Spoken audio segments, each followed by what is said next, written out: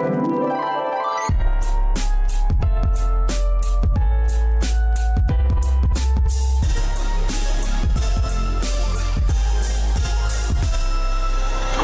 to You're Making It Worse. I'm Eliot Glazer. I'm Brent Sullivan. And I'm H. Alan Scott. We're here. We're queer. Meh.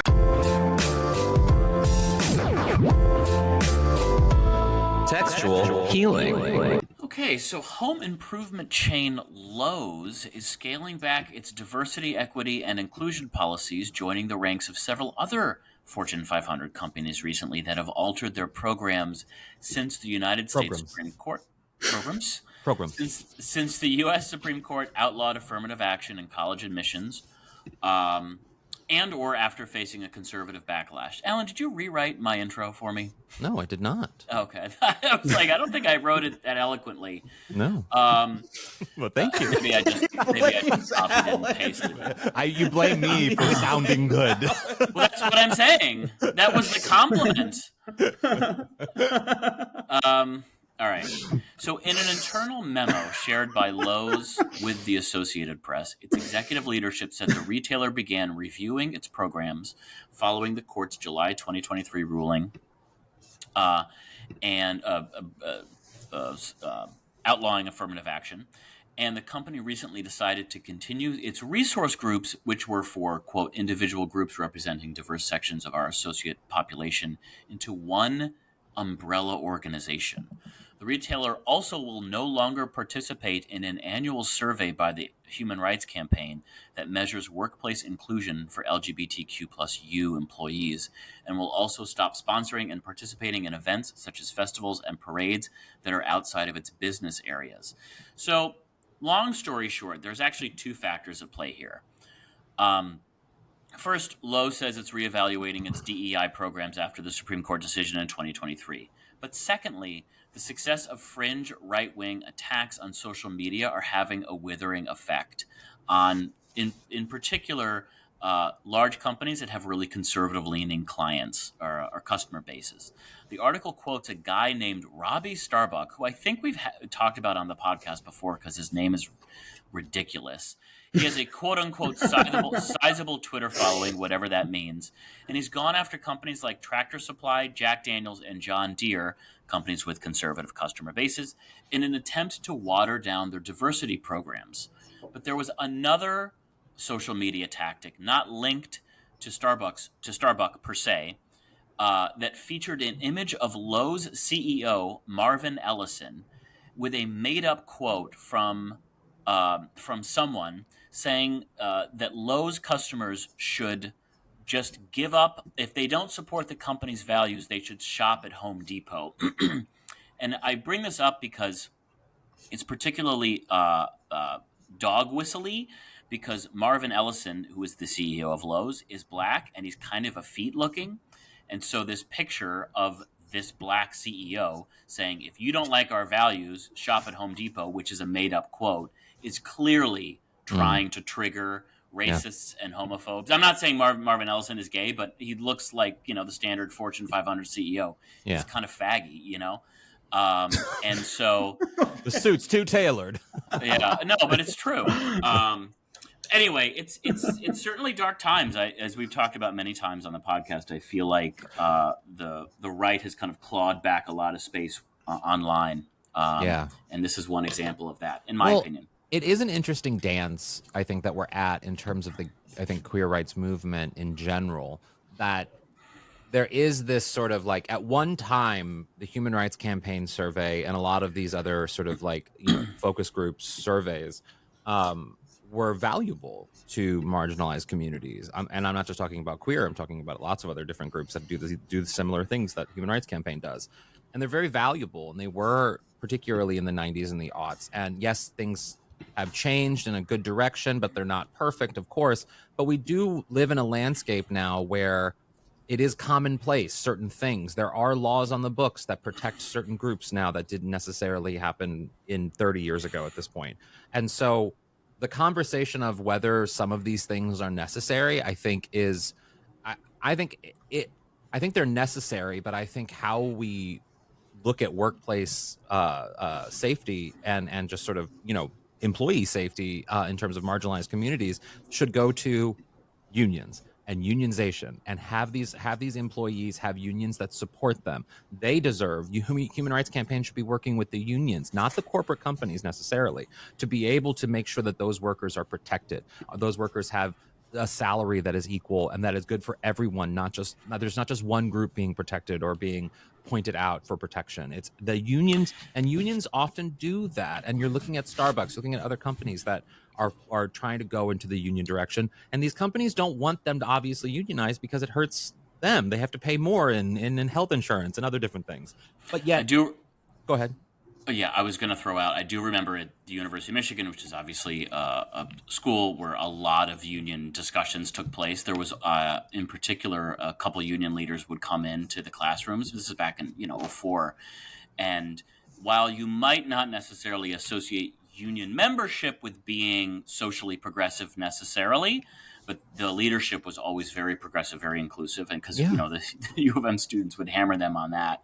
Yeah. But it's a big deal to unions. Like, everyone should get paid the same. They should be paid well. They should be compensated properly. I definitely agree. I didn't mean to cut you off. Sorry. Well, which is why I think it sometimes is a dangerous dance you do with working directly or holding certain companies accountable for certain things like this, because it's like, then you become this sort of, well, where's the fight for what group? You become sort of this weird dance of well, what particular group, Human Rights Campaign, NAACP, like what groups get more play in terms of the conversation? And then if they're all working with a union and the employees fundamentally are supported and protected by this union and all have equal wages and rights and health insurance and all of those things, well, then I think that would be that's the direction. But they'll never go in that direction because these companies don't want unions. I remember our discussion, it was within the last year, where we read through the criteria of the HRC employment, inclusion criteria. And it had shifted a lot since the last time I read it, probably, 15 years ago. It had shifted to a lot of things that I thought were kind of boring and unimportant. It was like, how many LGBT softball teams do you have? It was stupid shit like that. And I remember thinking maybe this is sort of akin to what you're saying, Alan. Maybe we've kind of hit a point where there's a lot of inclusion kind of everywhere you go. I work at, one of my freelance jobs is at a very conservative company, but they're very inclusive of, HR training for gay and trans employees and so forth. So, I don't know, maybe we've kind of, in a good way, moved beyond these kind of check boxes. Yeah, but that isn't to say there aren't problems for certain marginalized groups and employees. There definitely are, and we're definitely not saying that. But how we have those conversations, I think, should be discussed as well. Yeah, it's also so bizarre that we're at a place that's so based in shaming and trolling that there would be this tactic to shame the CEO of Lowe's, it's so with a made up quote, that isn't real. It's fake. Which, by the way, that I don't understand how that doesn't fall underneath slander, and that you can't sue someone for fucking $1 million. You can't just make shit up, put it online, and have that be a part of your political movement, regardless of who was behind it. That's horseshit. I don't understand. You can. That's the gross thing, is that you can. I mean, you go through. I mean, it's wild how, Twitter's a hellscape in and of itself, but it's wild the amount of misinformation that can come from people like Elon Musk, that literally the person with some of the most followers of anyone on that platform can put out information that is just flatly wrong. I mean, hell, the guy who's running for president, you're going to say these things and no one's holding you accountable for it. It's scary. I'm listening to, the podcast Slow Burn. Oh, I love Slow Burn. It's one of my favorites. It's so good. Washington Post. They're so good, and they're doing a series about the rise of Fox News. Yep. And I guess I would have just assumed that, I remember it, really finding its footing during the War on Terror, after 9/11. Yeah. And it being, obviously they would say we're fair and balanced, and they were anything but. But now we're at a place that feels so postmodern, I guess, that the former president of the United States, a convicted criminal, just lies and lies, and the machine just it all works in one machine. But for what it's worth, at least in listening to this podcast, it's like they were doing that. Fox was doing that way before I thought they were being so brazen about it. And I think a lot of it definitely connects to this kind of thing now, where it's like, yeah, they could just lie. Somebody on Twitter can lie about the CEO of Lowe's, and it also is like a dog whistle that's racist and potentially homophobic, and it just happens. Like it just happens and it disseminates. It's when people, I don't know what it is. If you read text, it's as if you read, New York Times font, doesn't matter where it is, doesn't matter who wrote it, doesn't matter how garbled or irrational or poorly framed the words are, they believe it. Some people believe it. And, in all fairness, Eliot, didn't you have a blip on the radar this week? You sent us something. No, it was a couple weeks ago. You sent us a picture of Alex Trebek in a jock strap. Eliot was like, so this is supposedly real. This picture's real. The way I was freaking out at the movie theater when you sent this text, before I went to go see a movie, I was literally screaming to Naomi and Michael, being like, I cannot believe Eliot just sent this. I was just saying, like, but wait, hold on. Let me just qualify real quick so people know. So, and I assumed that meant you had read an article about it, or that you'd seen, someone had posted the magazine in which it appeared. Eliot said, when Alan pressed him on, why do you say that it's real? He goes, oh, the person who posted it said it is. Yeah, I'm not saying I believed it. I was saying I can't believe it. The journalist in me lost it. I was like zooming in on I wanted to give you a bullet pointed list of why that underwear would not exist in the 80s when Alex Trebek would be wearing even a jock strap. I know. Literally. I just thought it was like wild that that the idea that it would be supposedly real and that people were saying, yes, this is real, this is real. And I'm like, it can't be. You turned into your mother there with that text, Eliot, a little bit. I'm just saying. I'll also, and I think, and this actually is I think a perfect microcosm of what happens, because to me, there was a shred of truth to it. Yeah, sure. Insofar as I think anyone who is familiar with Alex Trebek and has watched more than one or two interviews with him knows that he kind of embraced being sort of smarmy. Yeah. And I watched multiple interviews where he would talk about beautiful women and big boobs and like just weird shit. And you're like, you're Alex Trebek. You cultivate this image that you're this brilliant host. He would always say like, oh yeah, I know all the answers to Jeopardy before I read them. No, you fucking don't. Yeah. But it's like, but you also knew he was smarmy. And so I think that's the problem. If you can find a lie that might touch upon a fragment of truth. Alex Trebek is a weirdo. So maybe he would pose in a jockstrap for a newspaper in the 80s or for a magazine in the 80s. That's why it stuck in my head. And I think that's why it works.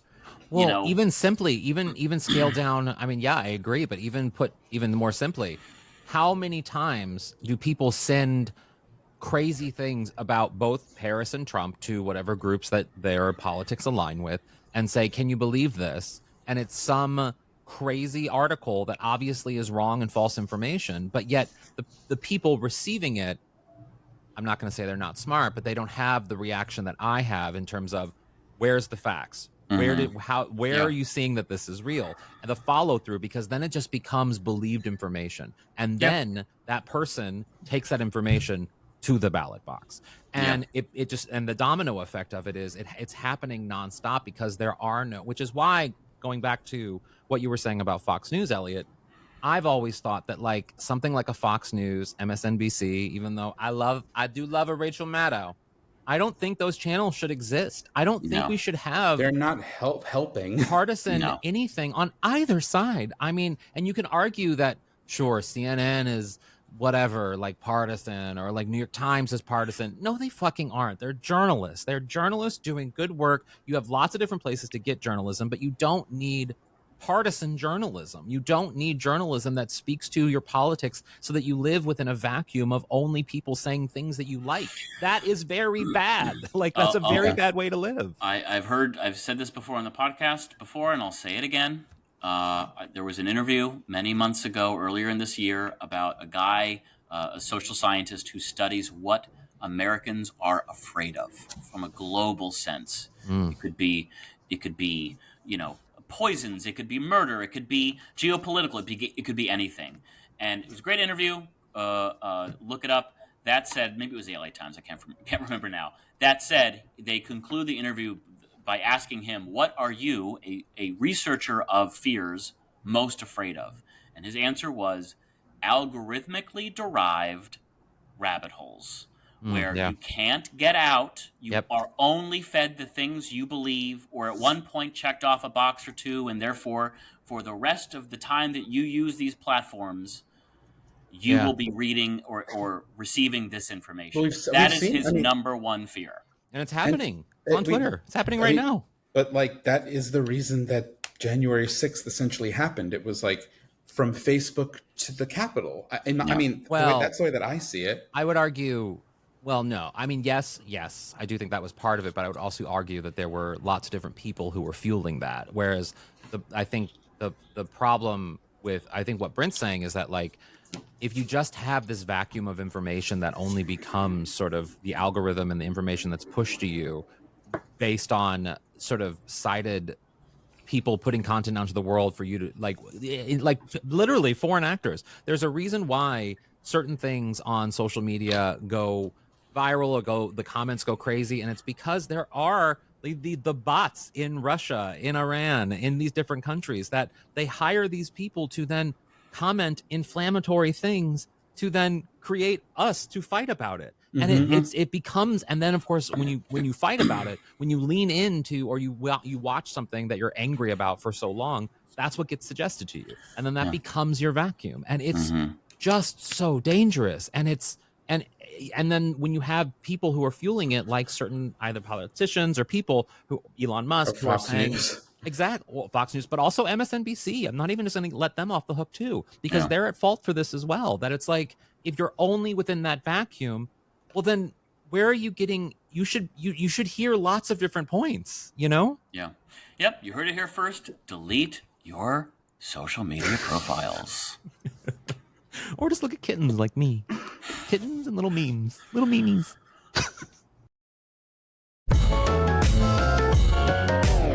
Not even joking. We are here with Jackie Tohn, my sister from another mister, you might say. That's right, baby. Why does that sound gross? Could have been the same mister. We don't know for sure. We don't know. Why? You know, well, you're an actress, you're a singer, you're a performer.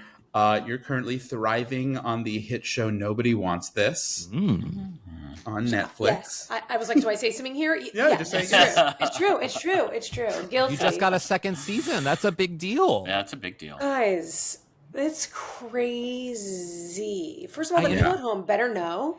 The only reason I am behaving in such an exhausted fashion is because these gentlemen have invited me here at 7:30 p.m.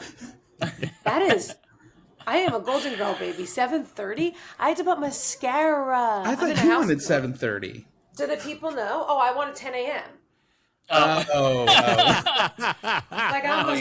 You look fantastic. Elliot doesn't eat dinner until 9:30, so trust me, this is early for him. That's not true. For your guts, you're in such good shape. Brent eats at 6 p.m. I do. He eats the early bird special and thinks we're weird. And I had popcorn dinner at 4:40, so I don't know where I fit in. But you were saying that yes, we just got a second season on the 2-week mark. So we came out, and then 2 weeks later they. Nice. Why do you think the show has been such a hit? Because usually people don't love the Jews. Your guess is as good as mine, Glazer. Yeah. You know, I think there's so many reasons. I think Adam and Kristen are so sickeningly charming. Yeah. That it's like, I mean, the show is so well written, so well acted, and all those things. But like, you could put them in a Rice Krispies commercial, and it would probably get more views. Like, they're just amazing. Yeah. And then I think you add on top of that good writing and funny, and apparently, I didn't know this, but the world was starving for a romantic comedy. I think that's true. This is like a soundbite that I keep hearing. I really do think that's it. I mean, I talk on my other podcast. I talked to Adam about that, about how, like, you know, he and Kristen, coming from different worlds, obviously in terms of like their resumes, but like they've worked together in the past. But like he said that they're generationally approved millennial romantic comedy couple. And it's true. We were craving, I think, something Generationally like that. approved is so funny. It's Right? so true. It's yeah, I mean they are both they're so hot and charismatic and funny and it just works and everybody's eating it up. Thank goodness for us. It's fabulous. And I think to your point, Eliot, I mean, this is a love story. I'm happy that it's Jews, but it like kind of could be any culture where the mother is like, no, don't marry outside the. We happen to be Jews in this instance, and there's How do you feel about the pushback about the idea of it painting Jews as, I don't know, like it being boring. like tired stereotypes? Yeah, I think it's a boring take. yeah. I didn't even hear. Like, is there a lot of pushback for that? I haven't even heard that. No, hardly any. I've seen like it's really weird, because I mean, you do something and you just want like anybody to like it, like truly anybody. And as all in the entertainment business and like the amount of YouTube videos I put out in the early 2000s, I was like, ukulele cover of the day. Like the amount of shit I have thrown against the wall to make something stick. You think I'm going to give a fuck about a lady who's like, bad Jew? Okay, cool. Right. That's your opinion and I welcome you to have it. And most of the Jewish people I know, whether you like it or not, I like this. So, this is what it's not like I'm doing a stereotype. I'm doing me. So if you don't like me, that's okay. Yeah. Right. No, it was wild. wild. That's how we met and became friends. You and I met at a comedy festival, I think, and we were just like, oh, how are we not related? It's just like in Montreal, two Jews we were like from Long on a walk where I was like, we really, and this is what I always find so fascinating. I think people don't understand this. If you don't know quite a bit of Jews or Jewish people, or you're not Jewish, you can't quite understand because I myself can't explain it. But whatever I'm doing with my hands for the people listening and not watching, it's like, well, you're basically making the money that unfortunately. There we go. If he stopped. But it's like this, what I'm trying to do is not a money thing. It's like a chewy thing. Yeah. It's like, we just get it. It's why Seinfeld is Larry David, is you, is me, it's just, we have a thing. Yeah. Well, and it's like when I was chatting with Adam about it, I asked him a question about like if his parents were proud that he's playing a rabbi, and he was like, no, I think because he grew up Jewish here in LA, but his family's from the Midwest, and he was like, no, I think they're more proud that I'm on Netflix, which oddly is the most Jewish response. Yeah, you know what I mean? It's really funny. They're like, he's like, no, they're actually more proud of my brother who's a lawyer. Yeah. It's like so Jewish, which I think that's what's so great about the show is that it does this dance between like, the Jewish culture of LA that we know. And it is very much an LA Jewish story, I think, in a lot of ways. Like, I feel like there's a lot of that. It really is, because as a New Yorker, it does feel, because I was told, because it's based on Erin Foster's marriage and her in-laws who are Russian. And so I remember when I got the audition, they were like, they're not New York Jews. They're like West Coast from Russia. Like, it's a different... And I was like, well, I hope what I'm selling works, because it sort of is what it is. But it was interesting, because it is, to your point, a very different type of Jewish person. Yeah. What's interesting about I don't think you've met Alan before, or Brent. I'm pointing as if I'm pointing in the right people. I feel I maybe met Brent, but I don't think. Oh no, you did at my birthday. Oh, you probably met me. Yeah. But Alan's always has had that Jewish thing going, but converted. Yeah. Conversion away or into? Into. I'm not a born Jew. I was a very Jewish Mormon homosexual boy, and then I got to college and was surrounded by Jews and was like, oh, I got it wrong somewhere. My people, You did the whole thing. That is so fascinating. Yeah. I'll send you the link for the documentary. Yeah. I mean, I didn't make the movie. Someone else did, but yes. I'm fascinated. Tell me, I want to watch. Yeah, I'll send it to you. Yeah. What do you find that you're getting a different reception than you did on a show like Lowe, where you played Melrose and obviously became a fan favorite? That's nice. It does feel different this time. I think this feels more, dare I say, cultural phenomenon juggernaut land. Like, I don't even know what's going on. Like it's really wild and it's wonderful. And I think it's sort of everything you could ever dream of when you do an acting job. I think I started this sentence probably 20 minutes ago, but the end of it is coming up here quickly. And it's that you can't ever predict in this business what the hell is going to go on. Yeah. You make something with the most incredible people. You make this movie, you're so excited.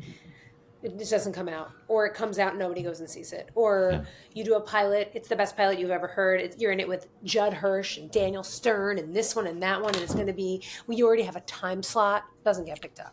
So it's just like, these are just specific examples from my own career. These aren't like hypotheticals. I almost said pathologicals. Guys, it's 7:43. So all of this to say, when you get a job like nobody wants us and you're so excited and you get to make it, and then this is the reception. Yeah. I mean, it's just berserk. Yeah. The question was, how is it different from Glow? But it is and it isn't. You know, it's like no, you feel it. You feel it being a juggernaut.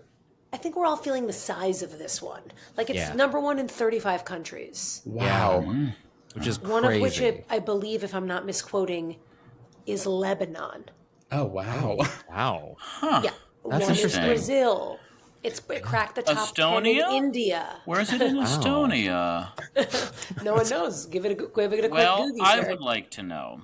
I do love I feel like we've had for years so many fucking like superhero bro-y, both TV shows like Game of Thrones-y shit that I'm just exhausted by, and I'm just like, give me Tom Hanks and Meg Ryan again. That's 100%. All I fucking run. That's all I want. I just want to disappear into like a little bit of suspense, into the best kiss I've ever seen on television, into some fun narrative and some wacky supporting cast. Like, can I just not live? Something very funny that is definitely, I mean, similar to Glow, because it's been Netflix that I've mostly worked for, but this show came out on, I believe it was a Thursday, September 26th, and, whatever time it came out. And by like 6 p.m., the amount of texts and DMs I had that were like, when is season 2? I'm like, baby, it came out 6 hours ago. Oh my God. Our content consumption has gotten to a point where it's like, day of, people are like, where's season 2? Well, and what's crazy about the surprise of day one, for me at least with this, was that I watched it because I interviewed Adam like a month and a half, 2 months before the show came out. So like I had watched it so far in advance that I was like, I was genuinely thinking, oh, this is a great show. I watched all of it. I loved it. Right. I didn't know if there would be an audience. I kept thinking, because I had that Game of Thrones mindset of, I know, people want these fucking shows. I'm certainly not offended. My not knowing if there was going to be an audience has nothing to do with the greatness of the content of the show. It has only to do with my traumatic experience in this business and the amount of times you, like I said, get a time slot and you don't get picked up, or you do something. I mean, even the way like Glow season 4 went away, it's just like gnarly. We shot 2 episodes. Wow. All the episodes were written. The sets were built. We were ready to go. And people then COVID love the hit. show. It's not like it was. People were waiting for it, babe. Right. Well, I don't think I knew that story. Netflix pulled the plug on Glow season 4 after you shot 2 episodes? Because of COVID. Oh. And so we kept literally we started shooting Glow season 4 in March 2020. And so we shot 2 episodes. And then our showrunners came up to all of us. They gathered us all together. I remember we were like walking from our trailers to set. People were like, Tom Hanks and Rita Wilson are in Australia and they have COVID-19, coronavirus. It was so scary when they got it. It was so terrifying. And we all were like, there's a zombie apocalypse and we're terrified. But then our showrunners were like, we're taking 2 weeks off and like, we'll keep you guys posted. So then like a month later, they were like, okay, this is taking longer than we thought. And everyone was kind of getting scared and sanitizing their groceries. And then in like the summer, they were like, in the spring, they were like, we'll come back in the summer. And then they were like the winter. And then they were like early 2021. And then we all had like the group Zoom early 2021. And they were like, they're not going to just like keep holding on to the property. It's just like going to be too expensive and crazy to try and make you guys wrestle with each other. Like it would just be insane. Yeah. So literally. I mean, that would be, that's so right, COVID-y. Right. It's the most COVID-y thing ever. I do still look back on those handful of conversations that have been sort of seared into my soul, April 5th or something. And you'd get on a Zoom with someone. I was working with a friend on a project, and we got on with the producers, and they're like, yeah, so we think this is going to be all kind of blown over by June. So our plan is like, just sit tight until June and we'll be good. And you're like, okay. And there's like 3 or 4 of those that just kind of still like kind of percolate in my mind. Then you go outside and someone's wearing like a mask with like a tank on it to walk their dog, and you're like, I don't think we're coming back in June. The craziest moment was it was the only Thanksgiving I've ever missed with my parents. Sure. And my mom sent me a text saying, would you be willing to wear a hazmat suit and fly home? No. Naomi Campbell did that when she flew. I know. I remember it because I remember thinking, I'm glad that isn't me. Wow. I worry about being fat on a plane, but in a hazmat suit, I would be. Stop. The good news about a hazmat suit is it's classically very thin. The sort of the consistency of more of a coffee filter. It's not adding a lot of bulk. It's sweat in a hat. You must sweat though. I'm sure you sweat in everything. The thought of it, like sticking, you'd have to wear full layers under it so that it's not touching your skin anyway. Yeah. It's really hard to fathom. Yeah. I'm glad I didn't buy a hazmat suit. Jackie, the one thing that has evaded our personal friendship for so long has been this fucking bat mitzvah tape that I have wanted to see for literally years. I've seen I don't know how I saw a clip of it, a momentary clip of you in a tuxedo at your bat mitzvah, like a shiny tuxedo with a microphone. It's like the stuff of legend. And we almost got it when we did a storytelling show on Zoom that got canceled last minute. And I still have not seen this fucking thing. You are reminding me that I need to unearth it because I'm no Eliot Glazer when it comes to digitizing my old media. Okay, who is? No one is. Family's library. Better or worse. He archives it like he's a former president. He will send us 6-minute clips. Like, normally your friends will send you like a cute 15 seconds. Brent. 6-minute clip, and we're like, what part do you want us to like? No, I don't. No, I don't. Alan, back me up on that. It's true. It is true.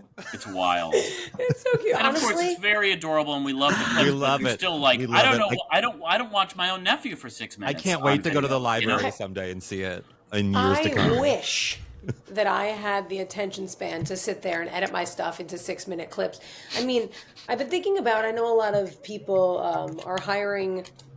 Like social media people, like to do just that. Like they'll take their, if they had a late night appearance, they'll cut that up into different things. And then there's like a schedule of when it pops up, or they'll put their stand-up specials in pieces. And I don't quite have those things, but I certainly have enough like chewy stuff to throw up there. And the bat mitzvah vid would be tip top. Yeah. Also, I need to just like put something on stage, some sort of like special solo show, something. If people don't know, you have an incredible singing voice, that I don't think gets showcased enough outside of American Idol. You know why? And I wonder if you experience this too. I'm exhausted, Eliot. It's like, and not just from like the run of the mill day to day. Like I tried to be a musician for such a long time that at a certain point I just was like, what? Want to go out my front door and just sing? Like for what? For who? And the emails and the inviting people to shows. And I know you know this beyond firsthand.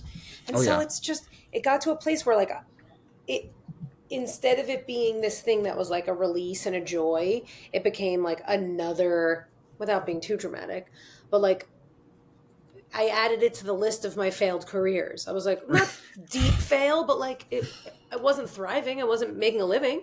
The best Google search, though, if you put your name and American Idol next to it, the pictures that come up are amazing, and I love them. Honestly, a gift to one and all.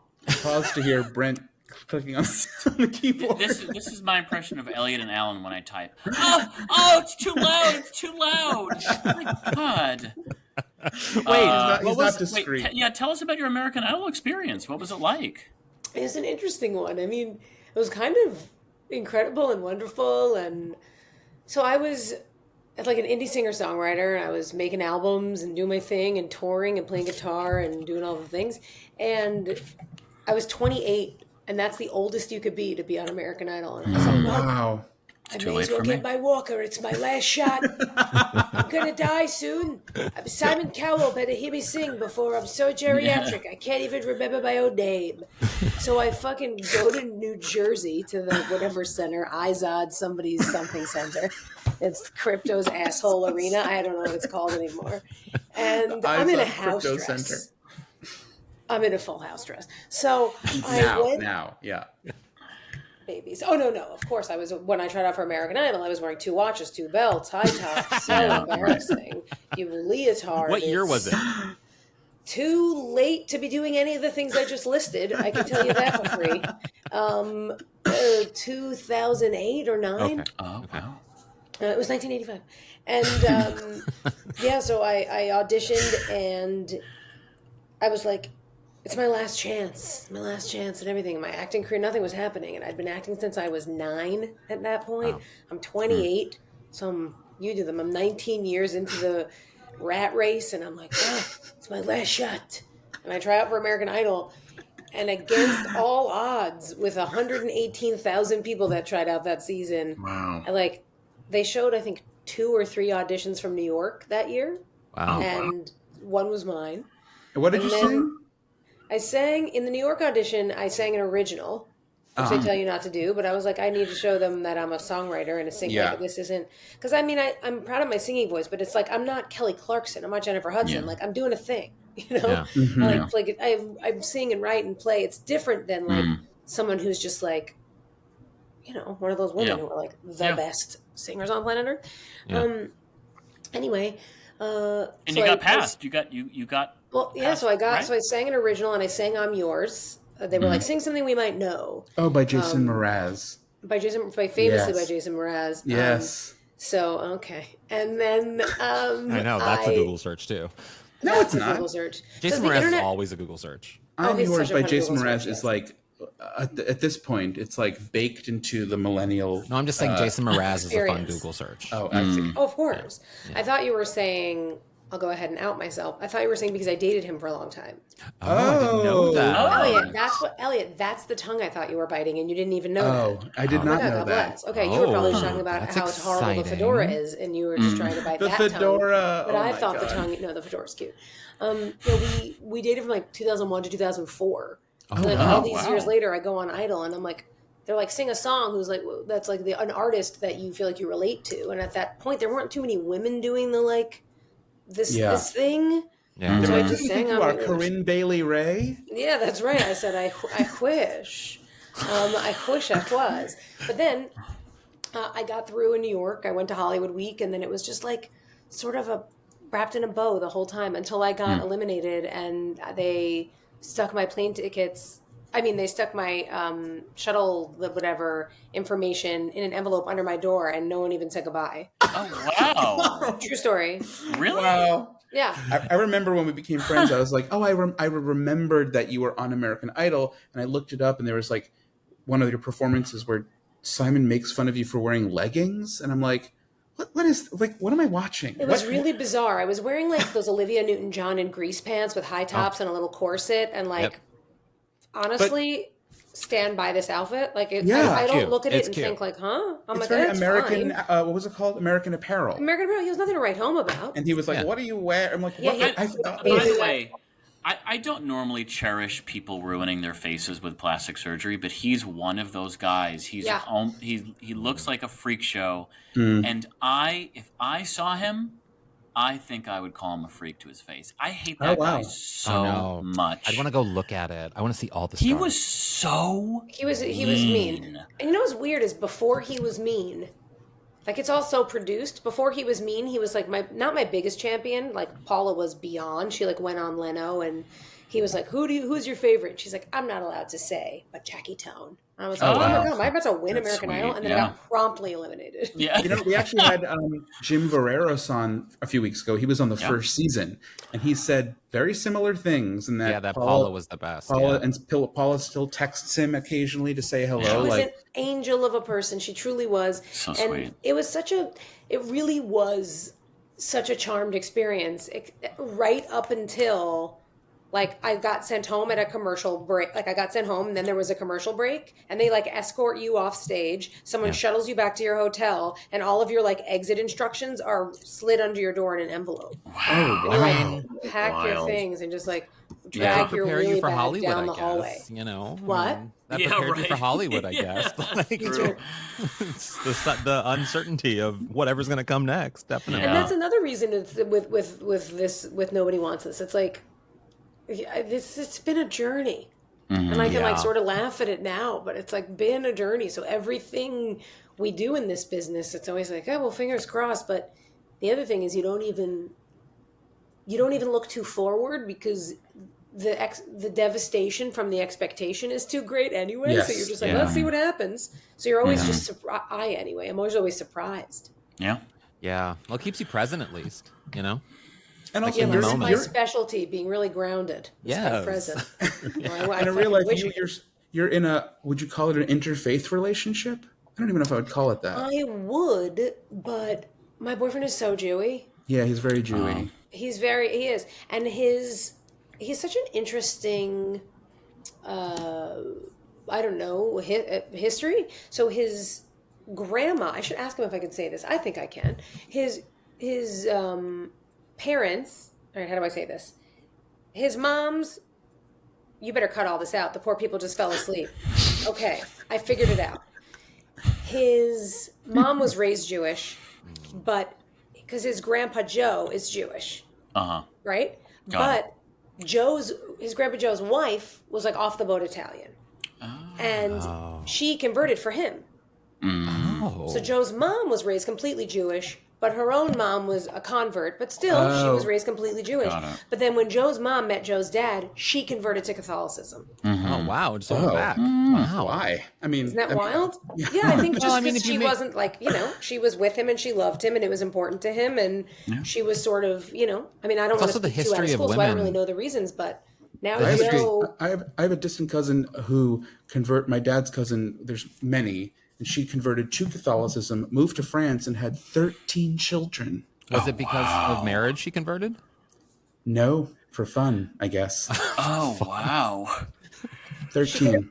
Oh my God, we could have had 13 more Jews. We needed her. Wow. You know, that's one of the things that at that level, and they weren't going to come for us. I know. That's one of the things I found when I was converting, like that, because I'm amazed, particularly about women and what happens because women are often the ones who have to convert for their husband. You know, historically, they convert for whatever their husband's religion is if they have to, and which is fascinating. But like in the classes and the places I went, a lot of these women had been Catholic or Protestant or whatever, but they always knew they were Jewish, and so they literally had to wait for their husbands to die or get divorced so that they could convert.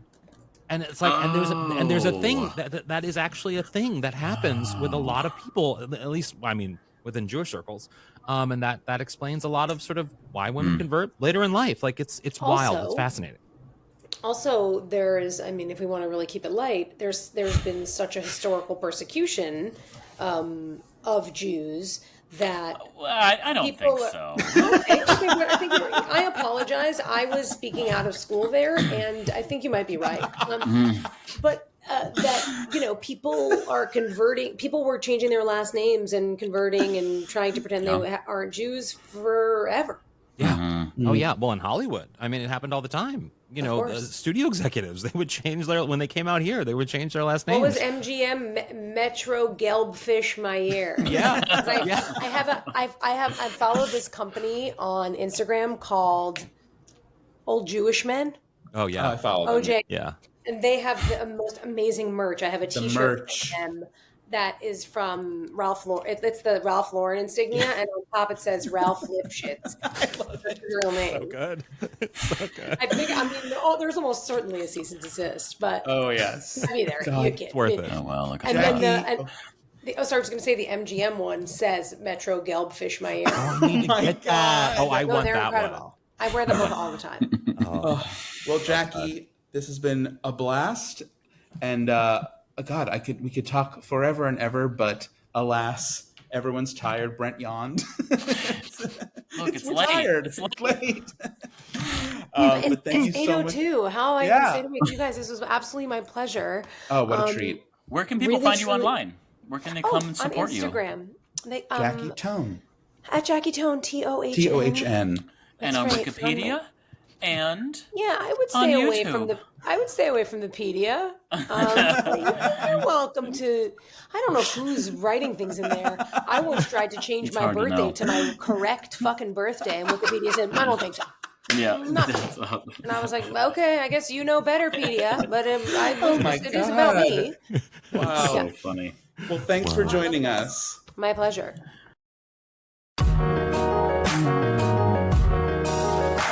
And another thing. So Brent loves to make fun of me because I can read. And Is I that why I love to make fun of you? read. Yes, I can read and I love to read, and he hates that I love to read. But the question that we have this week is, would you ever join a book club, and which book would be your selection? Now, the way that sentence is worded, you can tell that Eliot Glazer wrote it. So Why? because it's just so like, like Elderly? something. It's elderly. Yeah, it's something like you would come up with at I would brunch say being like, youthful curiosity. yeah, youthful curiosity, exactly. Where like we'd be at Alcove and then you'd be like, hey guys, Hey, would you ever join a book club? And if you did, What book what book? would you read? What would you do? I don't know. So I throw it to you guys. Yeah, my brother's actually in a book club that I think he gets a lot of pleasure out Yay. of. But, yeah, it's not for me. I don't like reading. I don't like the idea of having to read a book a month. I find that a little annoying. And I also don't want to read a book that I don't want to read. Which I'm sure is inevitable. If you have a book club of more than one person, you're going to have to read a couple books you don't want to read. And I just think I would find that challenging. So I don't think I would join one. But when I do read almost exclusively nonfiction. What are you reading right now? Good Lord, nothing. I did buy this past January, a friend told me, I told you about this book by Studs Terkel called Working. And he said It's like one of the most eloquently written books about like professionalism and working and like, just case studies of how people work, I guess. Yeah. And I'm very excited. I'm very excited. It's been 9 months, but yes, I'm going to read that eventually, and I'm interested to read that. Interesting. What about you, Eliot? I would not join a book club for the same reasons Brent gave. I don't want to do you mandatory. drive 4 hours for like a cotton candy. Right. You won't, Right, a cotton you candy won't join a festival. book club. Yeah, but that's voluntary and not mandatory. It's and as Brent says, I'm Well, the chasing book club whimsy. isn't Whereas mandatory either. You have yeah, a choice. but you have to show up and read. You have to have read by then, and I don't know. I wouldn't join a book club unless I don't like the limitations and the time limits. Yeah. And I also, like Brent, I would not want to read a book. I would not want to read a book that I don't want to read. Yeah. Well, I will say. What about you, Alan? I Sorry. will say that I would, if I did join a book club, I'm obsessed with the book that I just finished. I finished it in 4 days, the fastest I've ever read any book. Wow. The Long Island Compromise. That's Okay. great. By, what's her name? Taffy Brodesser Akner. Yeah. My sister read it and was like, Alana was like, she's like, I'm an idiot. I don't read. I never read books. But she was like, I could not put this down. So good. I bought it, could not put it down. That would be the book that I would bring with me. Although I often read like 3 books at once, and it's hard for me to finish a book because I just get like ADHD about it. Huh. Interesting. It was incredible. Yeah, it's a great book. I loved that book. It's one of my favorite books I've read recently, and I was so bummed that more people weren't reading it. I'm actually reading a great book too called It's nonfiction. It's called Doppelganger. Naomi Klein. Mm-hmm. Yes.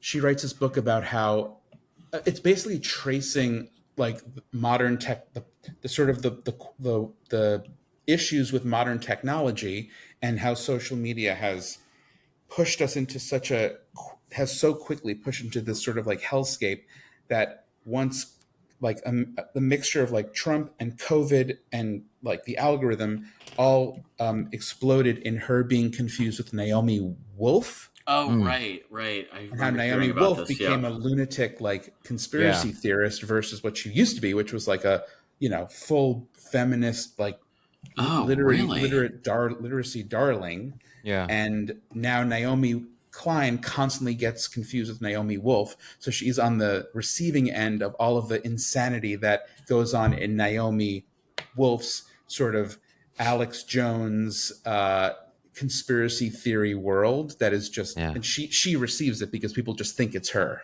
I would not want to read that book. Yeah, It's just interesting. very dark. Yeah, I don't think I'd like that book. Well, I'm only halfway through. In regards to the book club stuff, I do want to bring both of you into 2024 and let you know that book clubs are not necessarily places in which you gather in a circle and discuss books anymore. Book clubs exist in the world of podcast, where you can read at your leisure and come join the discussion that is public at some point, that whenever you're ready. So like book clubs don't necessarily mean a time limit thing or you read it in a month or whatever it is. So that's all I want to just sell that a little very bit. Oprah of you, but yes, I guess that's true. I mean, but it also is like good that would help you then read something, but that said, I get the limitation thing. I mean, I will always buy pretty much whatever Oprah's book club book selection is usually, but I often don't read them when the selection is, because I often see book club selections as a curated or educated suggestion for a book that someone who I respect, I would potentially like it then because someone I respect also likes it. You like all the books she's written? No, I don't. But I read them often, and I often do like the ones that she reads. So I often do you finish books that you don't like?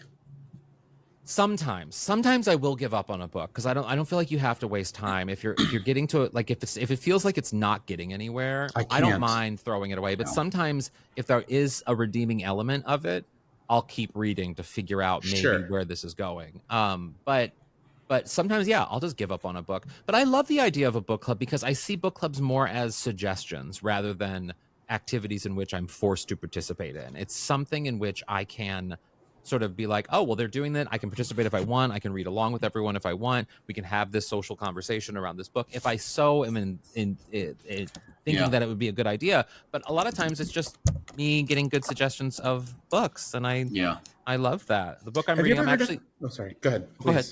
No, I was going to ask. There's this one book that I love that I found at a thrift store called 86th. It's literally a novel by this. I don't know if he was I don't think he was a very he wasn't like a high profile writer, but it was a book in the 80s by a gay guy living in New York, and it's just he has AIDS and he's just writing about his life in a very dark but darkly comic, but also very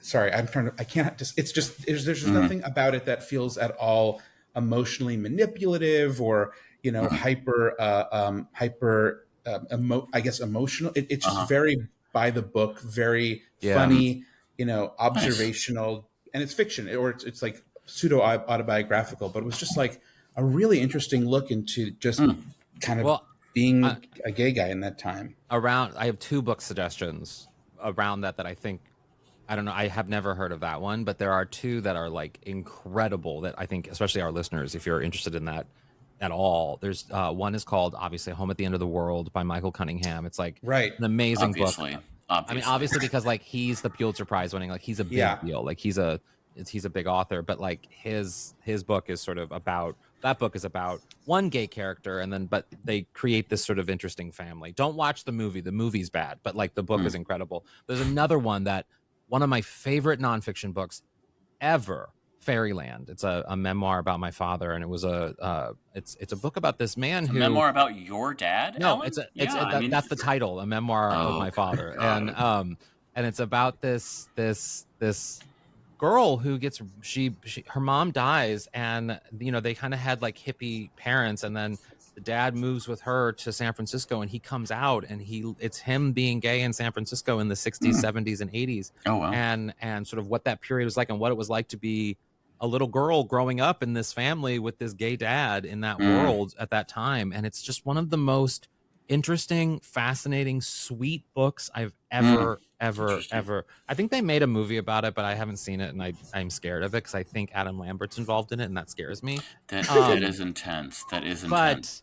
But the book itself is so good. I definitely recommend it. When I was a kid, I read a lot actually in elementary school. I read a lot of me too. Michael Crichton.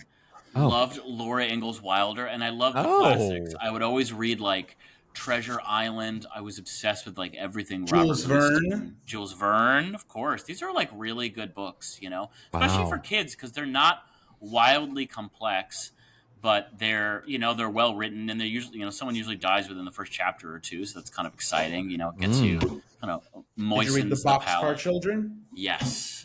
Oh, I loved the Second Boxcar grade. Children. Did you read Encyclopedia Brown? No, but I remember that well. And Obsessed. I do also remember in middle school reading The Outsiders and just having like a boner the entire time. Yeah, that movie's good too. That's a good movie. I watched it again within the last year, and it's a good movie. Yeah. I was obsessed with Ralph Macchio in that movie. Oh yeah, right. I think there's I'm pretty sure there's there's a musical version of The Outsiders. Oh, there is. Wow. Angelina Jolie's producing it. Oh wow, Brent, you gotta get I think it won the Tony. Maybe. We're the Outsiders. I don't think Outsiders. Outsiders. Idiots. The Outsiders. You haven't even seen it, and you're like, it sucks. The Outsiders starring Mary Travers. Mary Travers.